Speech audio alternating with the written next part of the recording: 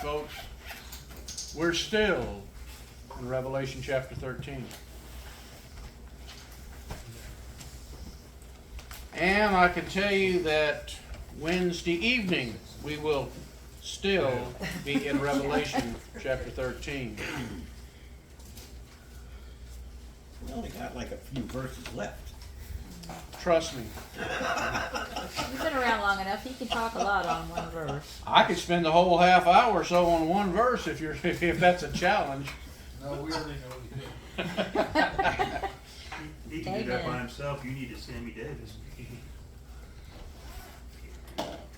No, we are going to get, well, by the time we're done today, you're going to be sitting there thinking, just sounds all like a bunch of Greek to me.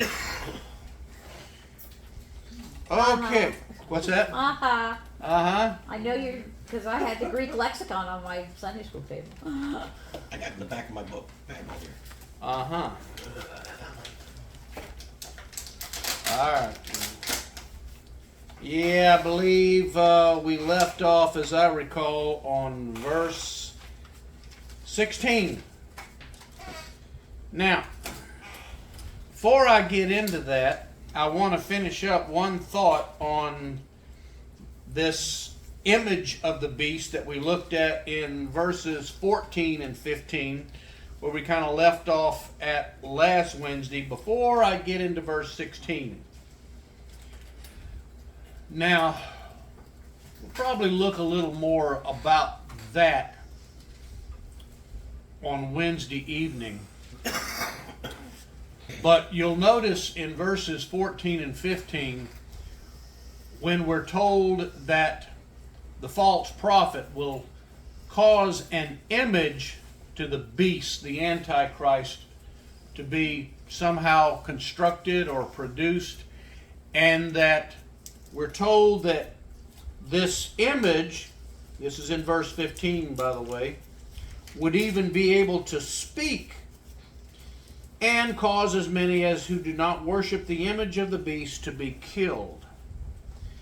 Now, I want to read a passage from you from the Quran. Now, before anybody gets all bent out of shape, no, I'm not teaching from the Quran. That would be the last thing that I would ever do. I would be like Shadrach, Meshach, and Abednego, I guess. You'd have to throw me in the pit before I would do such. But I think you will find this particular passage rather enlightening in regard to what verse 15 tells us about the image of the beast. Now, before I do that, let me ask you, does everybody know, I'm sure somebody's going to say no, what the Kaaba is? Nope. All right, how many of you have seen pictures in Mecca of this huge black cube looking thing that's in the middle of the city of Mecca, and you see these Muslims marching around and around it? That's why I said, we're going to look more at that on Wednesday, because I'm going to have pictures of that, and actually Wednesday is going to be a video presentation. Yes. So you're going to need popcorn? We have popcorn. $10 a bag. Thanks, Larry. $2.50 for a drink? Oh no, $5. You haven't been to the movie theater recently, No, I have you? haven't. You can't get in the I've movie been to the movie theater. theater for probably 30 years or more. Anyway, I'll show you pictures of this. So I guess right now I'm just kind of, wetting the surface a little bit. You'll see, for those of you who've never seen or heard of this, you'll see pictures of it on Wednesday, because I'm going to, so when you come in on Wednesday, everybody kind of, work your way in this direction, because you folks over there might have a hard time seeing it, because again, I'm going to show some of this on our video screen So over they're here. worshiping the obelisk from 2001? It wouldn't be far from that. Anyway, just to give you a quick introduction to this, one of the pillars, and by pillars, Muslims mean the essence of their faith, one of the requirements of the thing they have to do. One of the pillars of the Islamic faith is to make at least once in your lifetime a pilgrimage to the city of Mecca. And that's why you will see in pictures of this thousands of people every single day marching around this big cube. It's a black cube. And when I say cube, don't think something that's like this. We're talking something that is probably about 2 or 3 times the size of this house. Thousands of people just marching around and around it. That's part of the culmination of their pilgrimage to Mecca. And this huge black cube that's right in the center of Mecca, they call this the Kaaba. And it's like this object of worship. Well, now, having said that, let me read you what this passage from the Quran says. They call this the Islamic Hadith. And I quote, "The stone will appear on the day of judgment." Now, this stone is talking about there in the Kaaba, that a stone is going to appear. And you're going to see pictures of this when I show this to you. There's one corner of this Kaaba that's got this almost sort of a little altar built into the corner. And one of the things that certain select people are allowed to do is you go by, you're allowed to stop and look into this spot on the corner of the Kaaba. And they believe, based on this passage that I'm going to read you, that at some point in the future, this is what, when they look into it, what will appear.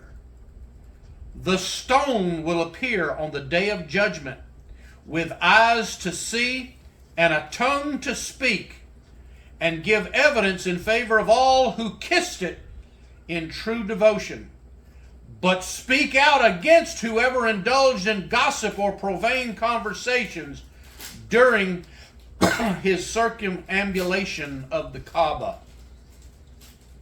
Now, they believe that within this little corner section of the Kaaba, where there's sort of like a little altar, that this talking stone is going to appear, and that it will actually be the voice of God speaking from the Kaaba. Now, compare that with what John tells us in verse 15 when he says that this image of the beast will even speak. May I ask a question? Of course.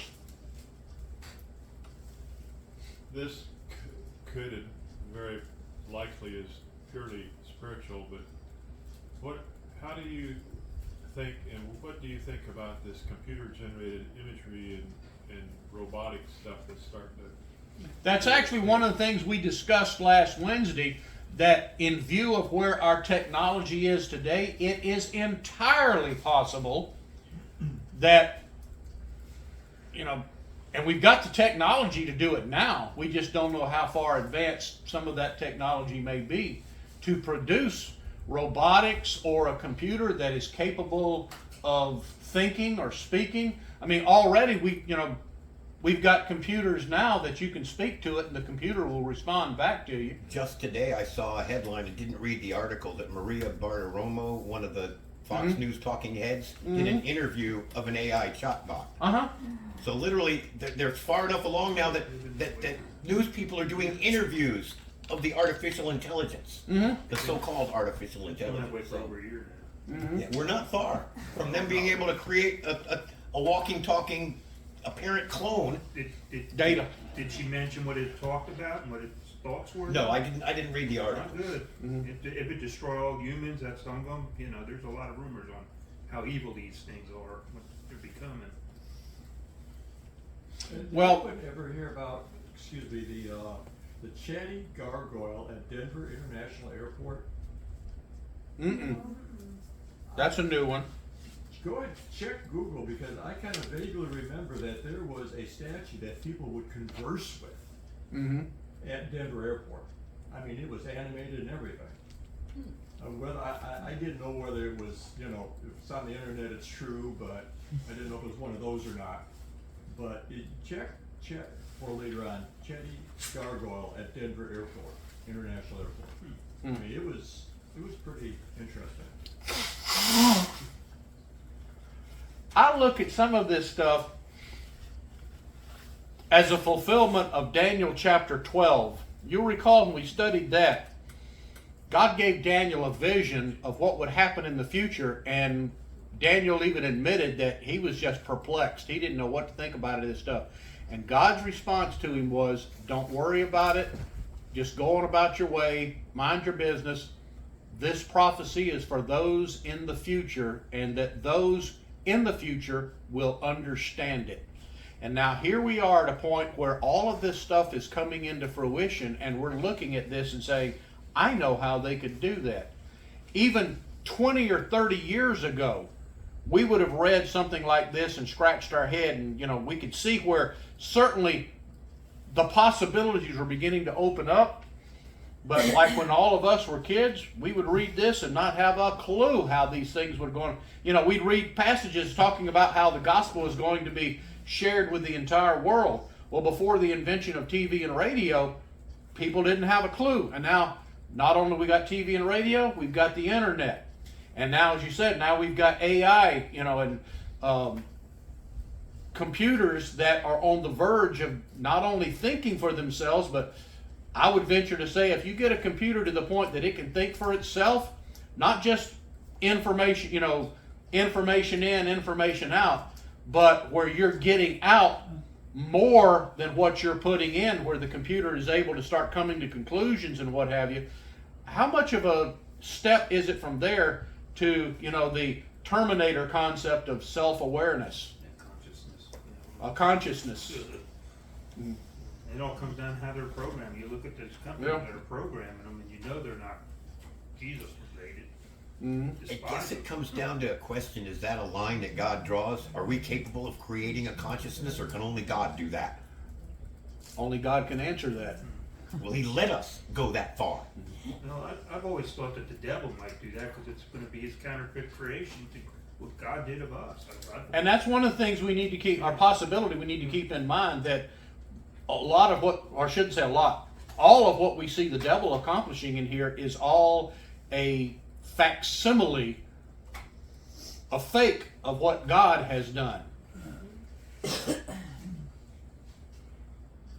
And I think you're absolutely right when you say that, that this AI stuff has the potential to be extremely evil, because then we have to ask, where is it coming from? We have a tendency to create what we dream up. So we've already dreamed up killer robots. So we're going to create them. That's what we do. Well, look what happened at the Tower of Babel. Why did God run everybody off and, confuse their language? Because God even said that whatever they can conceive, they'll come up with. And God put a stop to it. So, anyway, I just wanted to share that one thing with you, that if you kind of take this concept from the Islamic faith, that they believe this Kaaba is going to at some point speak the will of God, and then we compare that with what John has told us, that the image of the beast is going to speak, well, there seems to be maybe a possibility of an intercept here, some connection. And like I said, my personal opinion is I think Islam is going to be very much the driving force during the tribulation period. All right, now on to verse 16. And this of course is talking about the false prophet, he causes all, the small and the great, and the rich and the poor, and the free men and the slaves, to be given a mark on their right hand or on their forehead. Now, I do know a lot of folks have theorized, well, is this mark going to be visible? Is it going to be a chip? What is it going to be? All I can tell you at this point is that if you look up the definition of the Greek word that we translate in our Bibles, the mark. I'm doing that now. I figured you would. As Merrill here in about 30 seconds will confirm, the definition of that word literally means an etching or a scraping, something. It's not just Tattoo. well, not necessarily that. What I was getting at is not something that would be virtual, but an etching or even possibly a tattoo could satisfy the definition of that word. But it's, the literal meaning of that word that's translated mark is like an etching or something, which how we would look at that or interpret that in the 21st century, I mean, there's a few possibilities. What'd you find, Merrill? The word is charagma in Greek. And it's noun from chareso, to engrave. An engraving, something engraved or sculptured. An engraving or sculptured work such as images or idols. A mark cut in or stamped on. That's why I was thinking maybe The mark like of a the beast. brand. Derivative, it's a derivative from another word, something engraved, an impression, a strong stake used in fortification. So, I mean, with the way that the definition of that, you could be looking at a brand, a stamp, a tattoo, any number of things. How many people have had their pets microchipped? Well, and while that's a possibility, fortunately, I don't think we got to worry about our pets having a mark of the beast. No, But it's but not I'm like- thinking No, that but they it's can that do same- the same thing. Oh, yeah. You know, like. Well, not just they can. Some places already have. Yeah, some countries. Planting medical records. Army's So that- doing it. Yeah, the Navy experimented with this about 10 years ago, and there was an uproar over it. Yes, ma'am. Since the Lord's going to put a mark on his people's head, the 144,000, Uh-huh. is this another Satan copying what the Lord does again? Probably. Probably. If God's going to mark his, Satan wants to mark his. The problem with that, we haven't gotten that far in Scripture yet, but when we get forward about another 4 or 5 chapters, Book of Revelation will tell us that come Judgment Day, all those who have the mark of the beast, and it doesn't say, any exception to this. It says all who have the mark of the beast are condemned. That is not something that anybody wants to play with. All right, now here's the one where there's a lot of misconception over. Verse 17. And he provides that no one should be able to buy or to sell except the one who has the mark or the name of the beast or the number of his name. Now, here's the issue. For years, I have heard people say, see, this proves right here that we're going to be living in a cashless society. Now, while we do know that our culture is trying to go farther toward an electronic method of business and to do away with cash, folks, we need to keep in mind that is not what this says. It does not say anywhere in here that cash or money of any sort is being done away with. I mean, read what it says. It just says you can't do business, you cannot buy or sell unless you have the mark. It does not say how the transaction is conducted. So when you read something that says that, well, the Bible says that we're going to have a cashless society. No, it doesn't. It is not necessary to do away with money to fulfill this passage of Scripture. It just, and I'll give you an example. We've seen this in our lifetimes. Let's see, right now the oldest one, well, we did away with Aunt Tina, so now the oldest one in here is Mac. Uh-oh. She actually had you beat by a few years. She left. Yeah. Mac, do you remember when you were little? Did your parents ever have a ration card from World War II? Yes. Aunt Tina still has them. I bet she does. She does. Now, if you'll recall, whenever ration cards were, and all of us have seen this in our lifetimes, back during the, when was it, the 1970s when they started rationing gas, a lot of places you couldn't buy gas unless you had a ration card. Well, how did you, if you went and you were in one of those communities where they were rationing gas, you had to have a card, or from World War II, where you had to have a ration card to go buy, food at the store or Staples, you had to have the card to do the business. But how did you pay for it? Cash. You still paid cash for it. You just couldn't do the transaction unless you first produced the card and they would confirm you had that much on your account.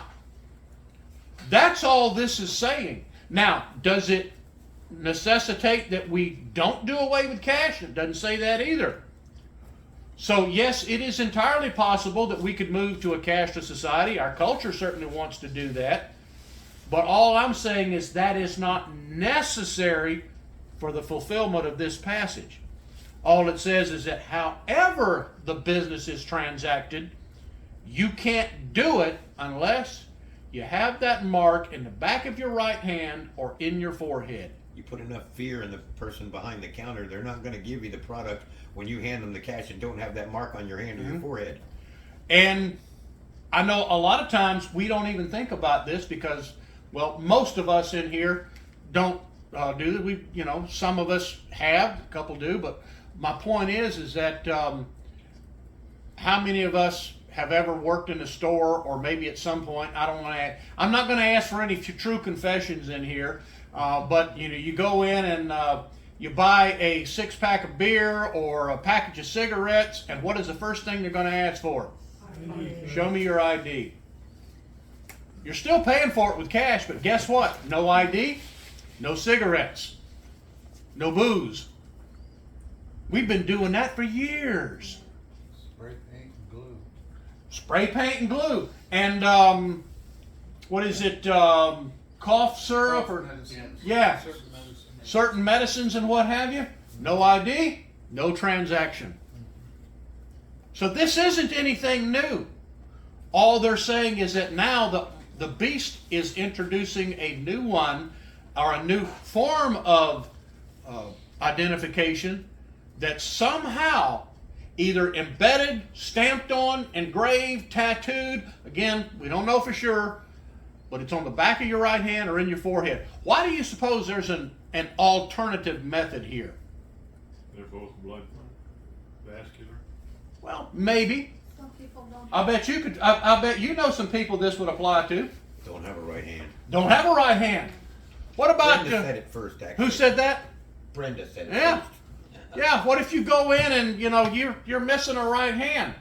Not a problem. We'll stick it right here, and all we got to do is take that little wand. It's like, yep, okay.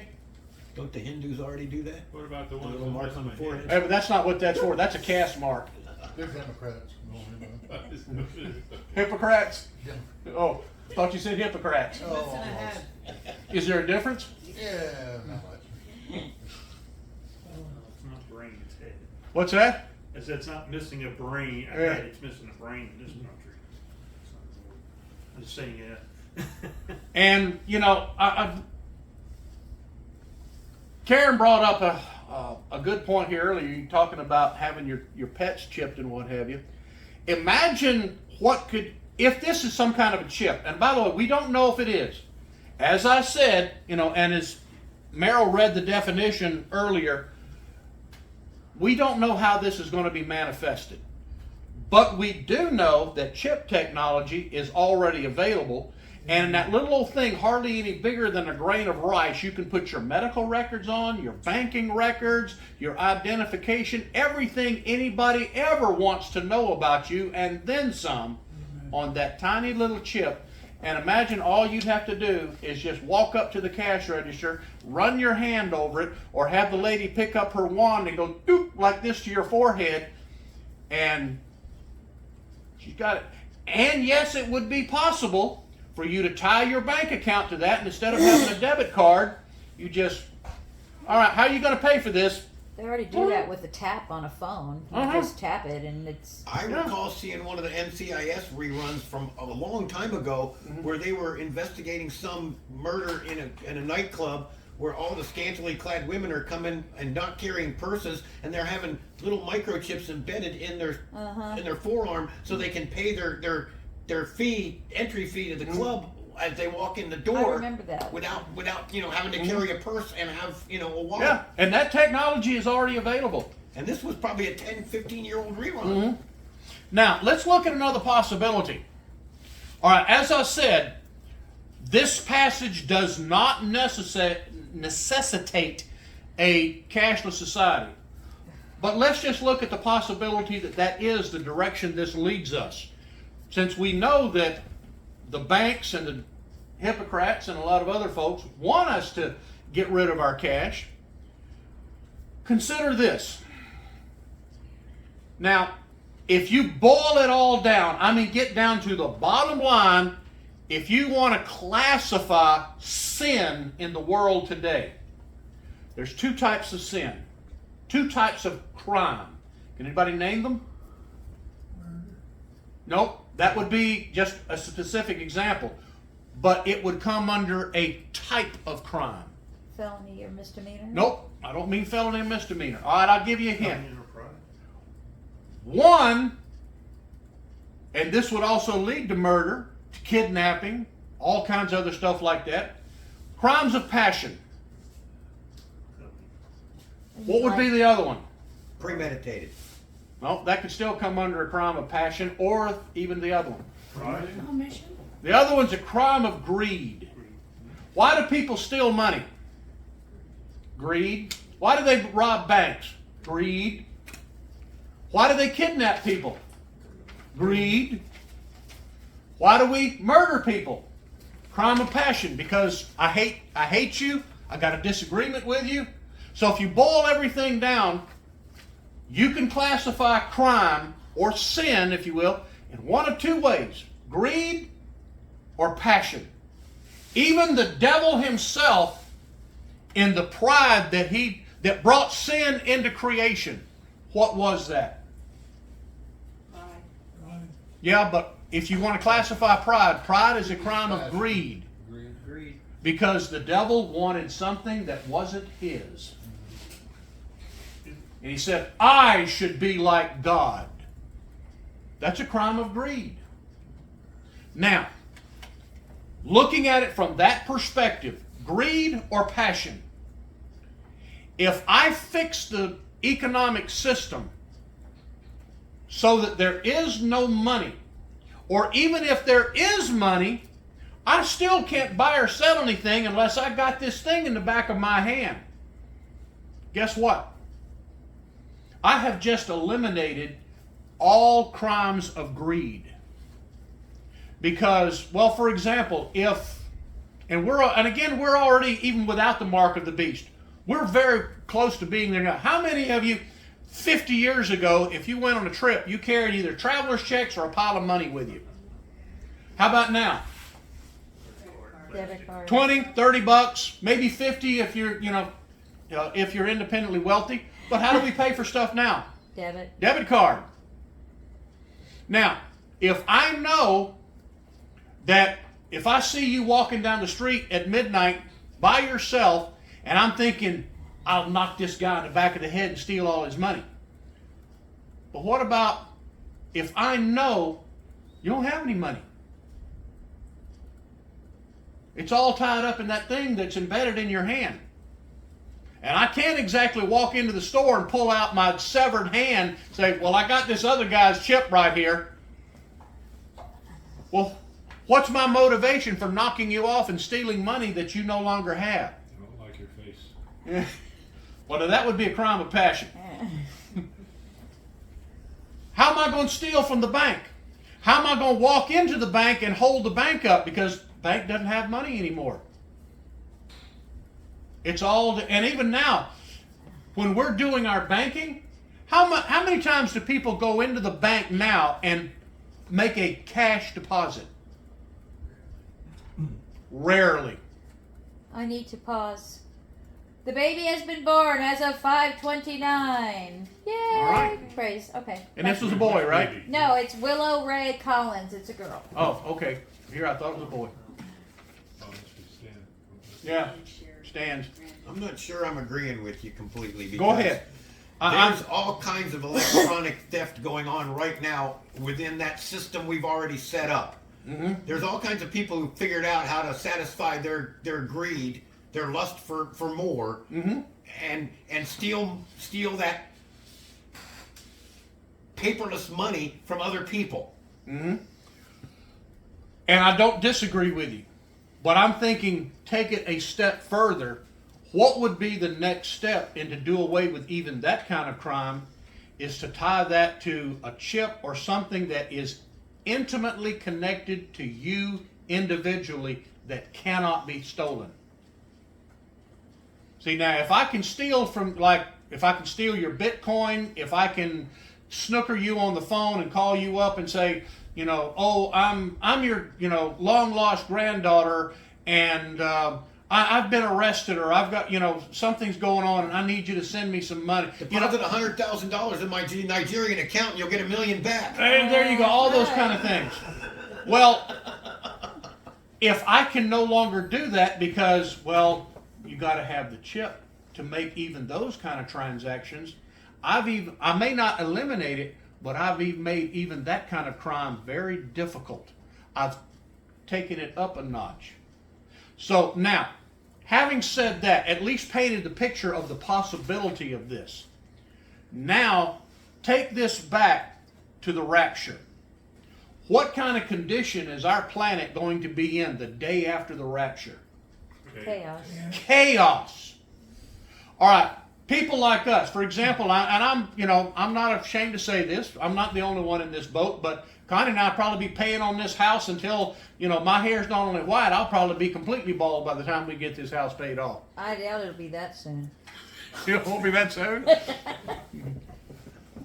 But say the rapture happens tomorrow. What happens to the bank who's expecting, you know, our monthly payment to come in like clockwork? Well, guess what happens when Connie and I are no longer here? And take our mortgage and multiply it by, say, 20,000 other customers that the mortgage company's got. You get the answering machine. Uh-huh. You get the Banks answering aren't just machine. going to collapse. Whole countries are going to collapse. Exactly. But you see, the point here is that all my credit card debt, my mortgage debt, car payment, all of that stuff, gone. And who's on the hook for all that? The banks are. And then on top of that, we all know that our nation itself is up. They're not up to here. They're up to here in debt. And now, guess what? Not only am I no longer making my car payment, my house payment, I'm not paying taxes anymore either. Guess what's going to happen to our nation's economy overnight? Yeah. It is going to collapse. And it won't just be this country, it'll be worldwide. You're going to have people, you know, millions who are going to disappear. The country is, you know, I shouldn't say the country, the world is going to be scared to death because it's going to be on TV and on the internet that sometime, you know, at 11:58 p.m., you know, Greenwich time, millions of people suddenly, inexplicably have disappeared, and we don't know what happened. There's wrecks all over the highway. Planes have crashed, and you get the idea. What's going to happen? Very soon after that, a very dynamic individual is going to step up to the plate and said, I know what happened, folks. I can solve this problem if you will trust me in the time of this crisis and allow me to lead you through this crisis. We're going to get through it. And what do you think people are going to do? Give up their freedom like they did with COVID. They're going to be on their hands and knees saying, please, Save whatever it takes. And at that point, that is why I say that I honestly think that the world will not know who the Antichrist is until we're gone, because I believe it's going to be that event that will precipitate the event where the Antichrist is going to step up and say, I can fix it. When How's he he gonna steps get the onto word this, out? What's that? How's he gonna get the word out to the country? Because all the power grids are gonna be down, all the communication gonna be down immediately after the events. You don't start to realize that people that buy or use their money. Like recently, our electricity. You didn't appreciate your hot water until you went to use the hot water and it's gone. So after the Keep in mind, he doesn't have to get the message across to Joe Citizen. you gotta get it out to the He's world. got to get it out to the governments and the leadership, and that won't be a problem. Well, he's Because even with the grids down, a great leader of this sort would still have access to the United Nations, to Congress, to Parliament, all of the world. All he's got to do is walk into the United Nations, who is probably going to have an emergency session immediately. And he will step up to the microphone in the United Nations and say, trust me, I'll do it. He doesn't have to get the message across to the people. All he's got to do is address the world's leaders. I think the people would just fall in line anyway, like they do. Oh, absolutely. They really do. Isn't it also prophesied further on in here that he's going to create a worldwide currency? No, that's people's interpretation of the passage we just Okay. read. Well, my thoughts on that were that he wouldn't have much difficulty establishing a worldwide currency because there may not be any other currencies still functioning in the world at that point. Well, we know right now that one, and again, folks, I'm not trying to People be... may be resorting to bartering. Yeah, I'm because not- there are no valid dollars Right. anymore. But I'm not trying to be political here, folks. I'm just telling it like it is. We know that one of the things that the Democrats are trying to do in our nation, and by the way, this is why the Democrats believe in spending the country into oblivion, is because, well, what happens when you spend and you spend and you spend and you spend some more when you don't have it? Eventually, What will happen eventually? you eventually can't take care of it. Our economy is going to collapse sooner or later. And when it does, what you just said is going to happen. We'll do away with the American dollar because, well, it collapsed.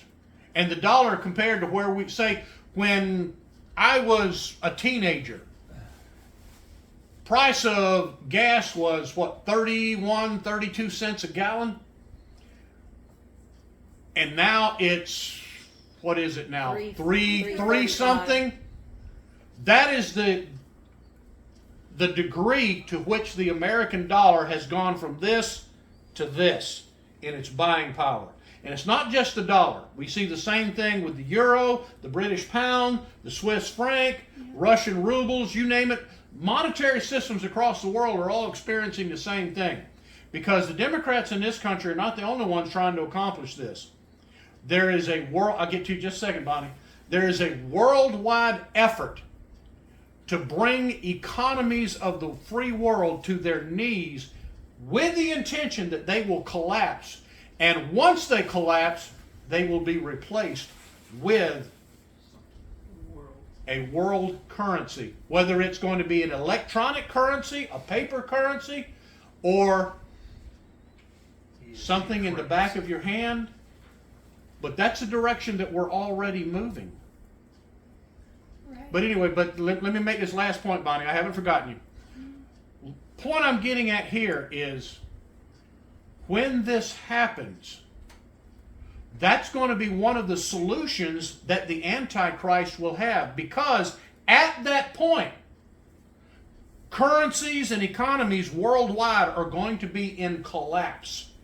And his method of fixing the problem will be, folks, we've got to all get on one economy. We are a world society now, and we want to share with each other, and here's how I propose that we do it. And his proposition is going to be a mark by which your banking account, your medical stuff, your Social Security, if there is such by then, anything that the world wants to know about Bonnie is going to be in the back of your hand or on your forehead. Of course, you won't be here, but okay, go ahead, Bonnie. A lot of these disasters can happen now because Biden always wanted to get rid of Social Security.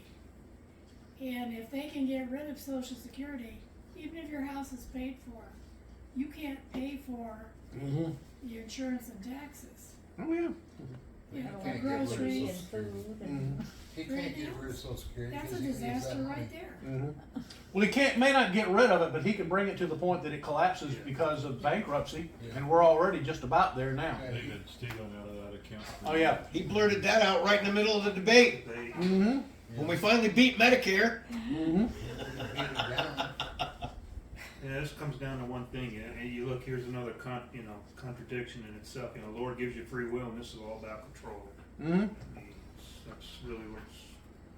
And that is one of the ways you'll notice one of the things that we studied earlier about the Antichrist. The Antichrist does not come to power by military might. He is going to exercise military might once he is in power. But we've already seen, the Bible has shown us that his rise to power is going to be completely without a shot being fired. And how? Because the world is going to beg him to take over and fix the problem. He will step up. He's going to be somebody that, now I'm telling you right now that we don't know who he is. But I wouldn't be in the least bit surprised if some major political figure is not going to come on the scene very soon, if not already, that will be seen as a brilliant politician, a brilliant leader. And so he'll be somebody that's already well known to the world. And when these things happen, that's when he's going to step up and say, folks, trust me, I can fix the problem. And that's when his true colors will show through. Why can't the Democrats see what's going on? Because they're part of the problem. They can't see what's going on. They're doing it. Yeah. Also, keep in mind, don't just blame the Democrats because the Republicans aren't far behind them. Right. The issue is not Democrat or Republican. I'm just saying the Democrats are the ones that this is part of their agenda. But we need to keep in mind that it's not a matter of Democrat or Republican. It's Christian and non-Christian.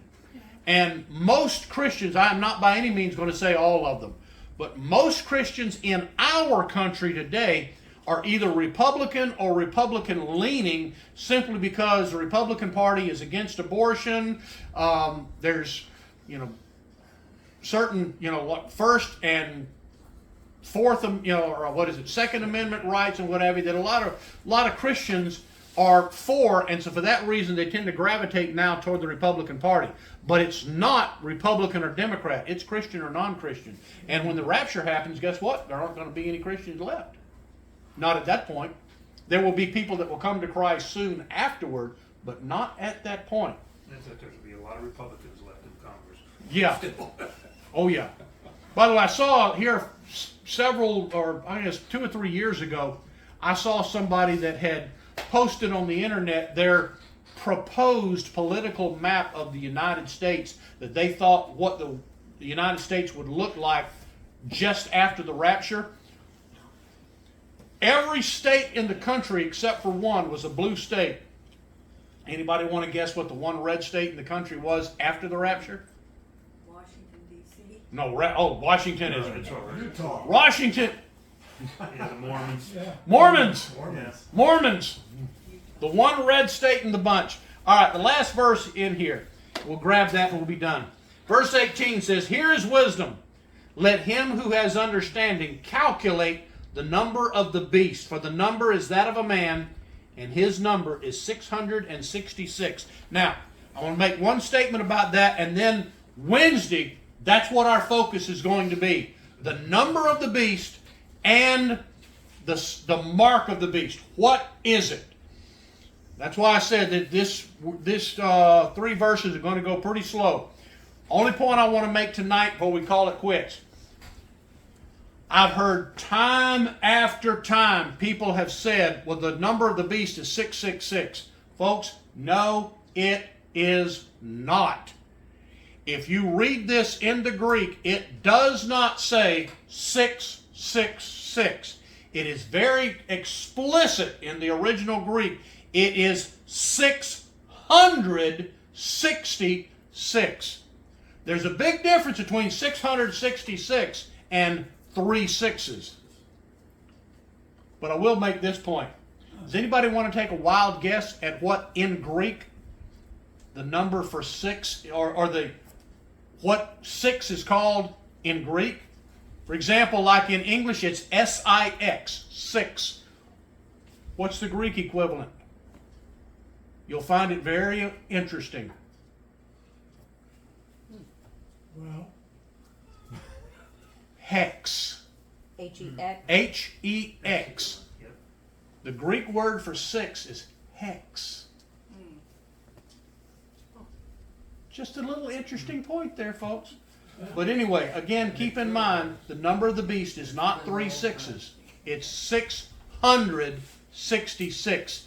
And it is marked out that way. John, when he wrote this, made it very explicit. It was not 3 sixes. He wrote, and he wrote it out, 666. And in the original Greek, it is written just like you would write if you're writing a check. When you have to write it out longhand, 300, that's how he wrote it. So we know it is not 3 sixes, it's 666. But 3 sixes is 666. Not in Greek. It's not. I was gonna say. It seems to me you're making a distinction that isn't there. Yeah, it is. When you're talking about language, it is. Because, for example, if I tell you to give me, I want some money from you.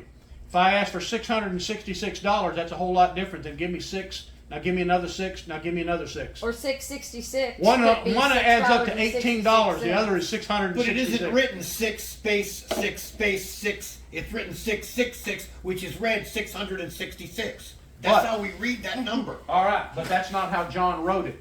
And of course, I'm writing in English here, but this is what John wrote. I assume we'll find the Now write 3 relevancy. sixes on the board and then tell me what that number is. That's what John wrote. John did not write this. He did not but write that that. is 666. Yes, but when people see this, they think, oh, that's 3 sixes. That is not the same when you write it out as 666. Again, the number of the beast is not 3 sixes. It's 666. So there's a difference somewhere along the line. Yeah. Yeah. He'll, Don't we have another song to sing? he'll explain us. He'll explain us. That's what we're going to find out on Wednesday. The different, What's that? the difference is what you're gonna explain Oh yeah, on Wednesday. we're going to get real nitpicky on this on Wednesday, and you will see why it's important. Even Meryl will see why it's different. Trust me, when you see it in Greek, you're going to look at it and go, It'll be Greek to us. It'll still be Greek to me, yeah. You live there? yes, but you'll be looking at it and going, wow.